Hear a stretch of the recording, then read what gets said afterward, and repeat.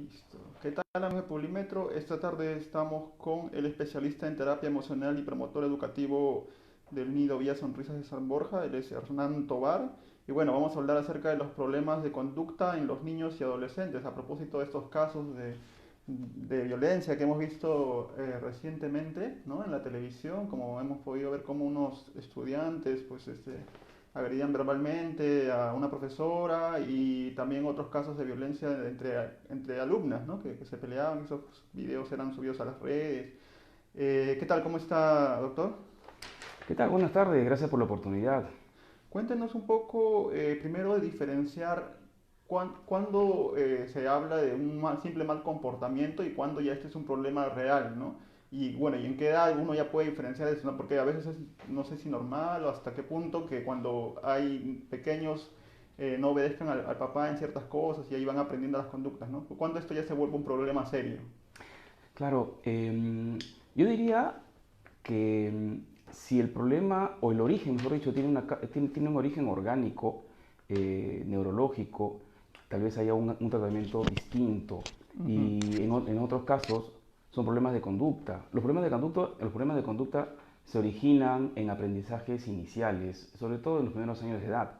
Eh, Curiosamente, estos aprendizajes se van minando en el tiempo y cuando tenemos un joven o un adulto ya prácticamente configurado, porque la esencia de la personalidad se genera hasta los 6 años de vida, un joven de 10, 14, 20, 30, un adulto, ya tiene estos aprendizajes, Ujú. muchas veces a nivel inconsciente.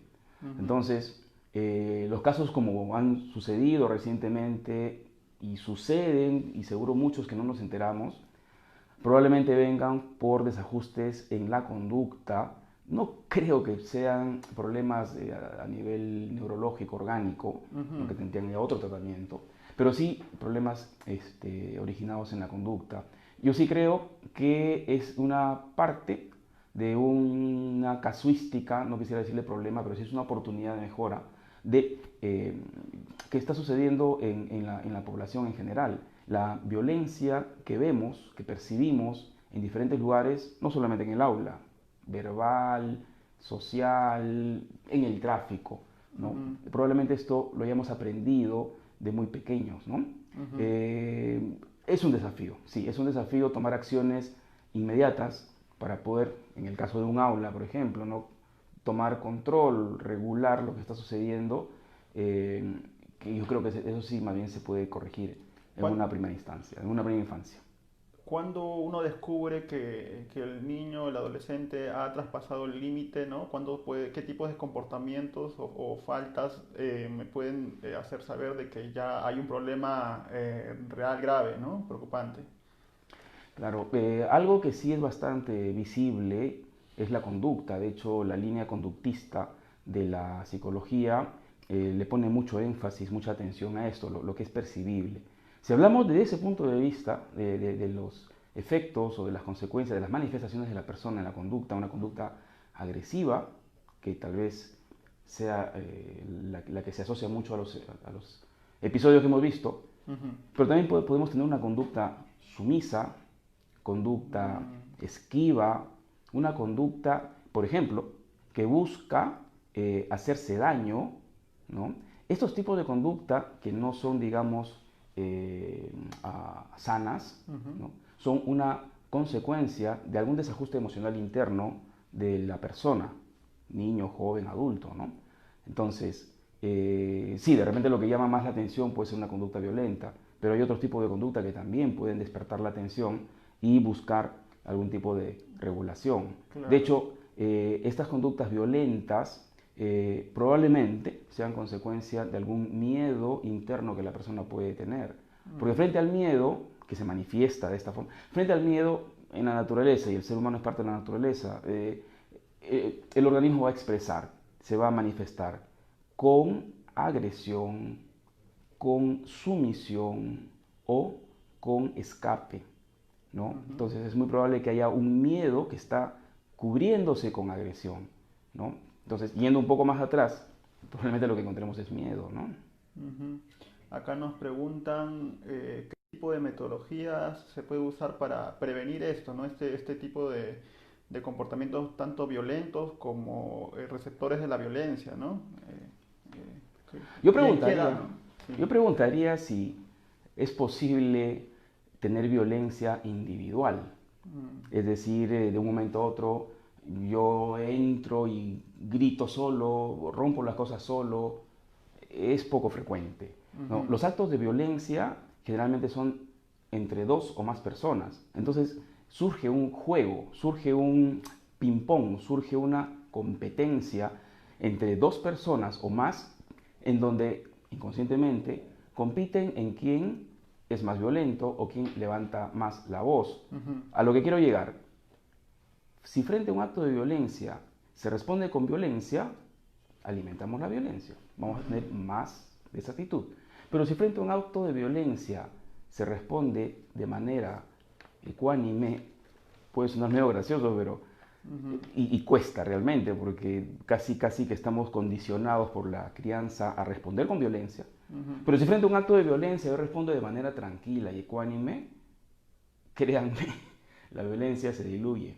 ujú, Porque inconscientemente el acto, la persona que tiene la actitud violenta, lo que está esperando es también recibir violencia, inconscientemente. claro. Entonces, si yo lanzo la piedra y no me la devuelven, ya me estoy quedando en el aire.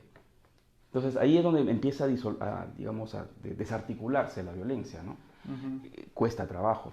Ya les digo, cuesta trabajo. Es, bueno, un trabajo cada uno Pero que... en el caso del bullying, cuando hay personas sumisas y que son siempre receptores de violencia y bueno, a veces pues un grupo de alumnos los más vivos lo atacan y no esperan, o sea, no hay respuesta muchas veces de esa persona, ¿no? En este caso, ¿cuál sería la solución para la víctima, ¿no? O sea, ¿qué podría hacer eh, si no es responder con violencia, digamos, siempre avisar al profesor?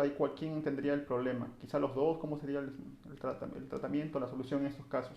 Sí, sí, yo creo de que si algo hay que hacer en un caso como estos es desarticular rápidamente. Es triste quedarse de espectador de un acto de bullying, ¿no? Ujú, Evidentemente sí, separar, disolver esto, pero no solamente queda ahí. ujú, Efectivamente, como tú dices, sí hay algunas personas que tienen esa configuración de recibir violencia, de recibir ataque. Otros que tienen la configuración de generar el ataque. Entonces, cuando hay un receptor y hay un emisor, pues ahí el círculo se cierra, ¿no? ujú, No es sano, evidentemente no es sano. Separarlos sí funciona como una intervención inmediata, pero es necesario ver qué está pasando, por qué y para qué este niño o este joven es violento o tiene violencia, por qué y para qué este niño o joven tiene esta actitud sumisa, qué está sucediendo. Probablemente haya poco empoderamiento, probablemente esté buscando afecto a partir, es una forma un poco distorsionada, pero se puede buscar afecto o reconocimiento a partir ujú, de la agresión, ¿no? De ujú, repente de pequeño fue agredido y era la conducta normal, había normalizado eso en casa, probablemente. Entonces son patrones que se van repitiendo. claro. También, y esto lo están aplicando en Finlandia, hay un tercer elemento, hay un tercer actor en actos de bullying que es quien presencia, el público. Por lo general, Claro. el público es pasivo. Y esa Ujú. pasividad es permisiva. Y que aplaude, ¿no? Que está alrededor ahí. Exacto. Sí, sí, yo lo he visto de cerca, ¿no? O sea, Ujú, una tribuna que se ríe o que no dice nada, pero esa actitud está reforzando, la risa está reforzando al agresor. ujú, El silencio es cómplice del agresor. Algo que están haciendo en Finlandia, y se puede leer, se puede ver en redes, eh, es un trabajo integral en toda la comunidad, en donde si una persona presencia el acto de bullying, está invitado a participar y a separar, a disolver esta situación, ¿no? ujú. Nos preguntan aquí qué cosa puede hacer el docente ante problemas de conducta, ¿no? Veíamos en el video de que la profesora pues trataba de sacar al alumno, pero el alumno ingresaba violentamente otra vez y también nos preguntaba un poco antes acerca de la metodología, ¿no? ¿Qué metodologías existen hoy? Ya no se sanciona pues como antes donde se usaba la regla en reglazo en la mano. Más antes decían que se ponían, lo rodeaban en chapitas, no sé, eso es en el 70, no sé. ¿Cómo ahora se regula estas conductas? La famosa chancletoterapia. Sí. Yo recuerdo y estudié primaria, secundaria hace mucho tiempo y mi profesor de química prácticamente nos obligaba a aprender la tabla periódica con jalones de oreja, ¿no? Claro. Sí, lamentablemente es una forma que antiguamente funcionaba, pero tiene efectos a largo plazo. Efectos a largo plazo en donde la persona queda dolida, queda afectada en su constitución emocional. ¿Qué se puede hacer? Se requiere mucha entereza para poder, digamos, y mucha atención para no provocar estos actos. Probablemente sí, el chico o la chica en este colegio del Callao, aparentemente antes de botar el celular de la profesora, es que la profesora le quita el celular. A lo que quiero llegar es que relación causa-efecto, acción y reacción. Si el niño, el joven está haciendo algo, veamos qué sucedió anteriormente. Probablemente lo que puede estar sucediendo es un escenario de abuso de poder.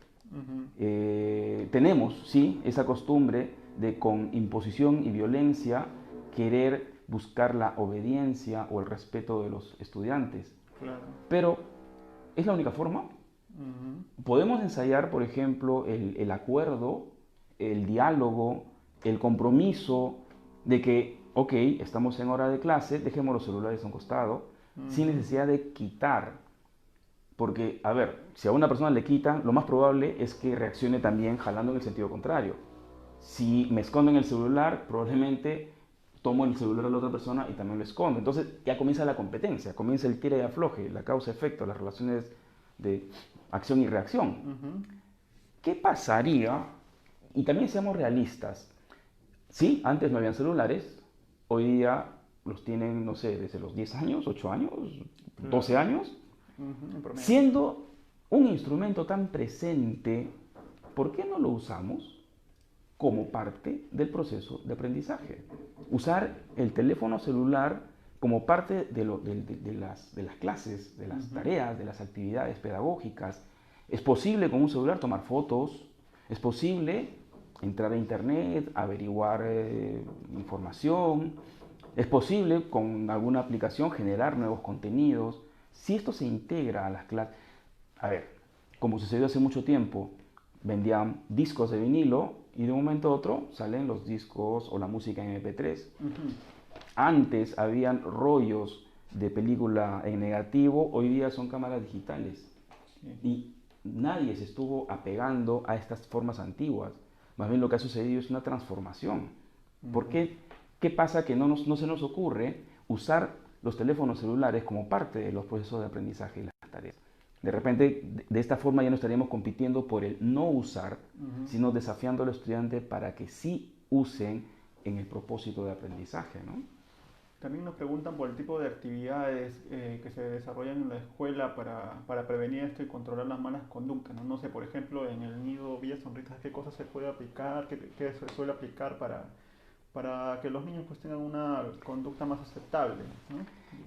Mira, qué interesante, porque hay un contraste que es digno de observar.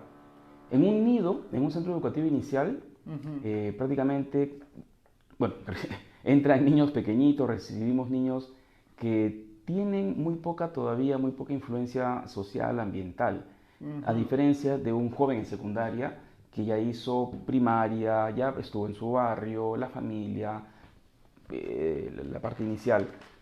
Lo que quiero decir es que en primera infancia, y por eso es que estamos abocados, nuestra labor es en primera infancia, yo podría decir que es un poco más sencillo o es el momento adecuado para poder generar un contexto saludable de aprendizaje emocional. ¿Qué quiere decir esto? A los niños les ofrecemos condiciones y momentos, espacios en donde el respeto se vive, en donde la aceptación, la colaboración, la empatía se viven y se aprenden de manera natural. Si nosotros instalamos ese virus, si ponemos esa semilla en cada uno de los niños desde pequeños, eso va a quedar siempre y probablemente el adulto que resulte de este niño sea un adulto más equilibrado, ¿no? Y si son varios adultos equilibrados, probablemente tengamos una sociedad un poco más equilibrada, con menos miedo, con menos expresión de violencia, con menos ganas de competir por quién grita más fuerte, por quién golpea más fuerte, por quién pega más fuerte, que todavía se da ahora mismo. Probablemente lo que está sucediendo es que en una cultura de castigo, en una cultura de opresión en la educación, tienes que obedecerme o saco la corriente. Claro.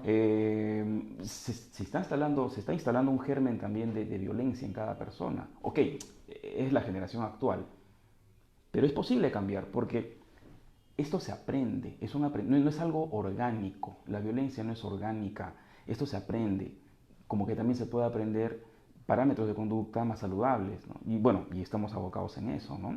Claro. Bueno, muchísimas gracias por estar aquí, por tratar este tema. Quienes quieran conocer acerca más del nido, está ubicado en San Borja, ¿nos dice dónde exactamente? ¿Cómo puede hacer para si quiere matricularse el próximo año? Oh, claro, sí, sí, sí, estamos en San Borja, Ajá. en la organización Chacaría del Estanque, a 2 cuadras del Pentagonito. Ujú. Es el nido Villa Sonrisas.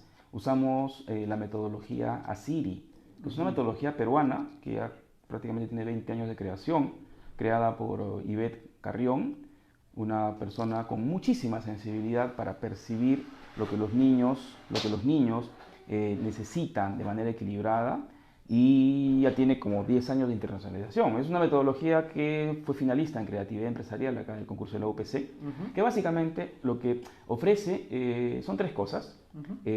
Gestión emocional, ¿no? Equilibrio emocional. Aprender haciendo, o sea, el aprendizaje usando proyectos, que es de repente el éxito que tiene Finlandia, el aprendizaje usando proyectos. Lo hacemos con oficios, esa es la diferencia, Ujú. ¿no? Gestión emocional, aprendizaje de proyectos y uso de herramientas ancestrales de la sabiduría humana, como por ejemplo el yoga, la meditación, los mandalas. Y a propósito de la pregunta anterior, Ujú. en muchos lugares se está usando el yoga, se está usando la meditación como una alternativa al castigo. Cuando el niño entra en contacto consigo mismo en silencio, haciendo meditación, entra en un proceso de reflexión y de equilibrio. Y en muchos lugares, y ya se está documentando, está funcionando muy bien. En lugar de mandar al rincón del castigo, meditan los niños, se van equilibrando. Y el adulto también. Esto es un descubrimiento, una práctica muy, muy, muy ancestral. El Tíbet, de repente, hace más de 4000 años, funciona. Y se está aplicando hoy día. Y metodología Siri lo incorpora dentro de sus ámbitos educativos. Y lo estamos acá en Nido Villa Sonrisas. Tienen una web también, ahí me parece, Sí, nos pueden villasonrisas.org. encontrar en Ujú. Villasonrisas. Sí. www.villasonrisas.edu.pe. También estamos en Facebook como Nido Villa Sonrisas. Listo, muchísimas gracias por estar acá una vez más y nos vemos hasta otro en vivo.